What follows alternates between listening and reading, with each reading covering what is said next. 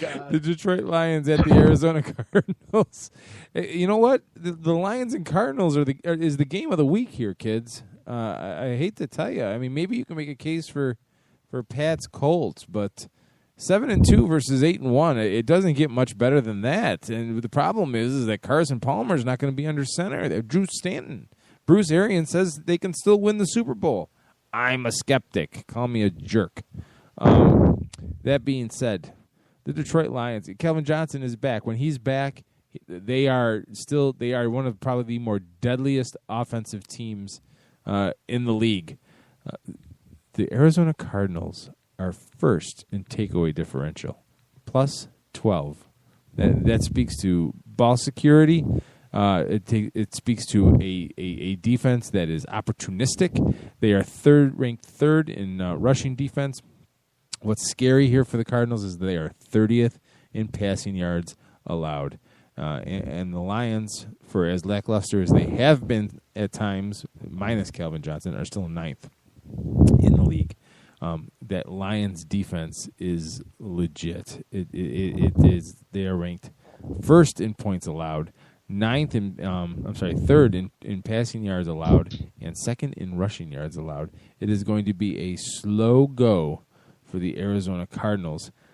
The question is, do you believe in that defense? Do you believe that Drew Stanton can take care of the football and Andre Ellington can maybe eke out a meager existence in this game?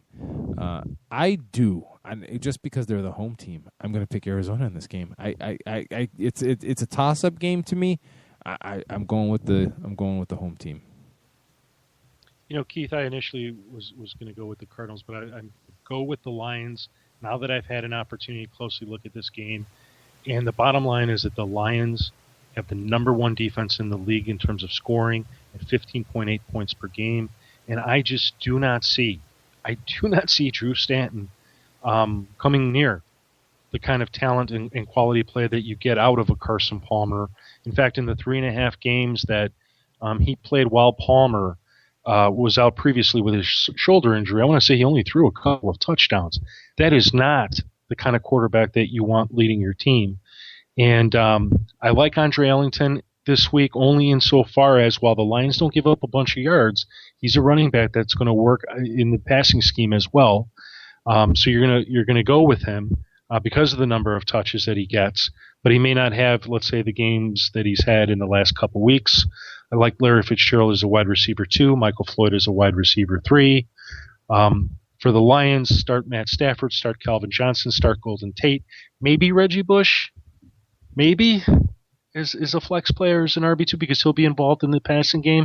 But Joique Bell, I think, is a player to seriously consider avoiding if you can. And the defenses, you go start them. Lions defense, Cards defense. There's a lot of defense to be played in this game. But I just can't, Keith, I just can't escape. You know, it's the Lions. And if the Lions lose, the Cardinals are emerging as the number one team, period. You know what nudged me over the hump to Arizona? The fact that Detroit seems to never be able to answer the bell. It's a total gut call. The games that you expect them to win, they always struggle with.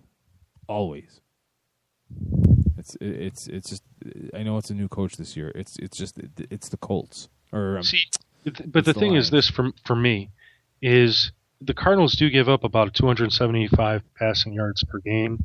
I know they're much better in terms of the TD allowance. They've only given up 14 TDs to date. But with Calvin Johnson coming back, Keith, I hear you. But that's where I was compelled to say, look, here's a defense that's for real against an offense that could very well struggle this week. And with this offense sort of kind of adding to it, I just Lions roar, baby, Lions roar. Roar. The New England. You know what my roar gets? My roar gets this.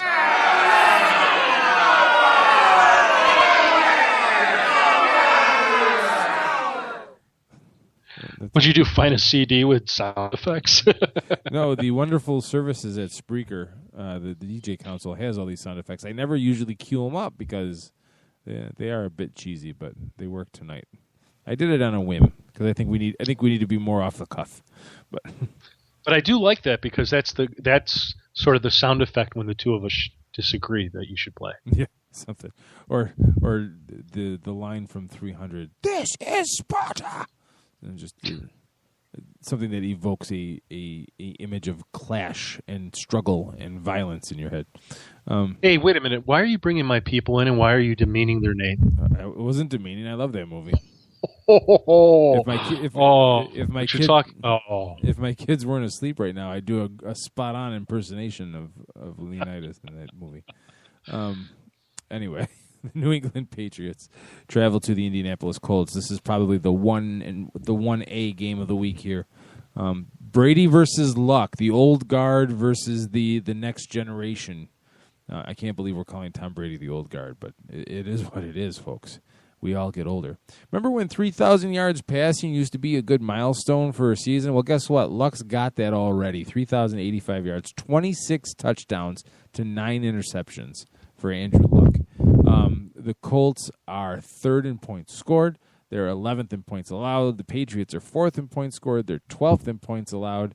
Indianapolis doesn't really take the ball away all that well. Their passing defense is suspect. Their rushing defense, though, is pretty spot on, top 10, ninth in the league. The Patriots, they struggle stopping the run. They're middle of the road passing the ball or stopping the pass. It's that Belichick magic, buddy. I'm telling you, I just don't believe in the Colts enough. I don't want to say anti-Colts. I will be the last one on the Colts bandwagon, and it's got nothing to do with Andrew Luck. He is all world, probably the one of in the argument for the best player in the league right now. But I'm picking the Patriots. Keith, I got to disagree with you. I can't see Patriots beating the Colts at home, regardless of what Belichick has up his sleeve, because the Colts have just been a dynamic team. They have the number one offense in the league. When they've been put up to the challenge, they've answered, and I like that, and I'm going to go with that.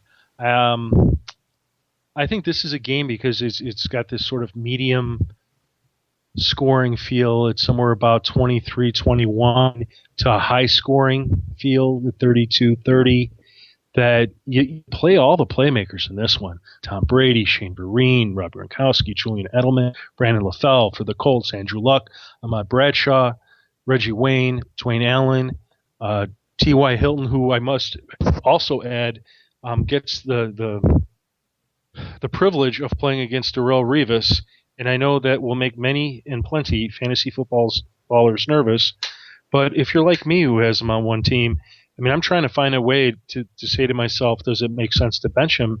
And I can't, because he's such a good wide receiver. I think he matches up real well with Darrelle Revis in terms of height, in terms of speed. And I think Andrew Luck, he's just one of these non-traditional quarterbacks that he's not going to sit there and say, oh, I don't throw to him. No, he's going to say, I do throw to him when it's called for. And I don't think he'll step away from the challenge. So if you have T.Y. Hilton, if it's a three-receiver lineup, you're probably going to play him. If it's two, it might be a closer call depending who your third wide receiver is. But I'm going to take the Colts at home in what should be really one of the best games of the weekend. All right, and the final game this weekend, the Pittsburgh Steelers at the Tennessee Titans. The Steelers just drive you crazy. You want to rip your hair out. Ben Roethlisberger is throwing for 500 yards and 6 touchdowns back-to-back weeks, and then last week they lose to the Jets, a team that couldn't score their way out of a paper bag all season. Le'Veon Bell, a non-factor, 11 rushes for 36 yards. Ben threw it 43 times, still threw for 343 yards and a touchdown. But the Titans, you want to talk about the Raiders just having nothing there. The Titans are right along those lines, and I don't know if the arrow is really pointing up for them. I really don't. Zach Mettenberger is your starter. Last week against the Ravens, 16 of 27 for 179 yards and a touchdown. Bishop Sankey, 17 rushes for 58 yards. He has been nothing he has done nothing to measure up to the expectations people had for him preseason. The Steelers, while they come and go and they are 2-3 on the road, I really just don't see them losing this game. The Titans on defense are 23rd in points allowed, 29th in rushing yards. They are 11th in passing yards per game, but their offense, they are 30th in points scored. I just don't see them having enough to beat the Steelers, and I will pick Pittsburgh to win on the road in Tennessee. Keith, you hit it on the head. The Titans, they just don't have an offense. I think you said they had the third scoring offense or third worst. I have them as the second worst at 16 points per game on average.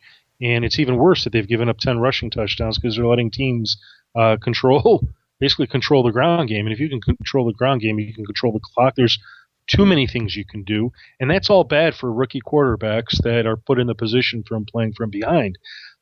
So from a fantasy perspective, Le'Veon Bell is like the number 1, number 2 start this week. If you have him, it's a must play.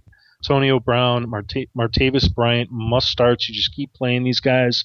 Martavis Bryant has just been amazing, and I just see no reason to bench the kid at this point. Big Ben, low QB1 this week. The Titans have been better in pass defense. Heath Miller, he has a favorable matchup. If you have him, he's either your second tight end, depending what your first tight end is pulling will dictate whether you're playing him, or if you're like me and I drafted everybody else high and Heath happened to be there and I just play him every week and every once in a while he gets me a great game, but he never hurts me, so I keep playing him. For the Titans, I look around and I'm not seeing much. As I've written about them in my column about the Titans last week when I reviewed their game, here's a team that just doesn't have an identity. You can't say that they're strong in their passing game or they have a promising rookie. You can't say that they have a great set of running backs but are lacking a passing game. You can't say that they have a great defense, even though I will give them that they're one of the better pass defenses in the league, but they're still giving up way too many points at 25 points per game. All that said, Steelers are going to win this, and they should make up for the train wreck of a game they had last week. Steelers win. Just last week, it was just an enigma. Michael Vick only 10 of 18 for 132 yards and 2 touchdowns, but somehow they end up winning this game. It's like one of those things where if you read off all the individual stats for this game, you wouldn't think that the Jets came out victorious, but somehow they had enough to pull it out. I don't know. You know what? Their defense played better, Keith. Much better with Michael Vick under center. You think Rex gets fired? Yeah, I do. I think John Itzik gets fired. I think that whole thing going on over there, they're just going to clean house and start over and try and keep a few key players. Hopefully Percy Harvin is one of them.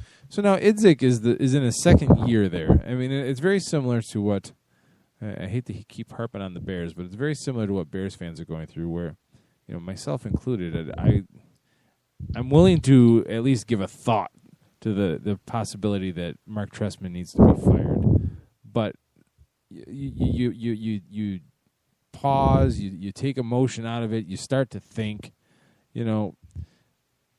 teams that constantly turn over their head coach never seem to win anymore. So is 2 years really enough? Do they deserve the chance to right any mistakes they made in that situation? Rex has been there longer than Itzik, obviously. So is Rex's expiration date passed? It's one of the. I don't know if Itzik gets fired. I really don't know. I think Rex goes on to another opportunity. I just I got no love for the guy. Yeah, it's. I have a better appreciation of what the Bears were trying to do. I'm just really concerned, at least, and I think we're going to find out this Sunday how they respond, what's going to happen to this team. And I don't know that the coaches are the answer, even though defensively, it would make sense to bring in a new D coordinator. Because if they can't pick up on what Mel Tucker's doing, then there's a problem. And I know their secondary is not very good, but I mean they're having problems with their defensive line and their linebackers, and that just shouldn't be happening in their second year under him. Offensively, that's what I'm interested in seeing is whether they respond to that terrible game and come back with a vengeance. People forget that owners and their presidents, the people that are actually above the GM, they can be pro-management. They could sit there and go, we're not getting rid of the coaches. We're getting rid of the players because they're doing what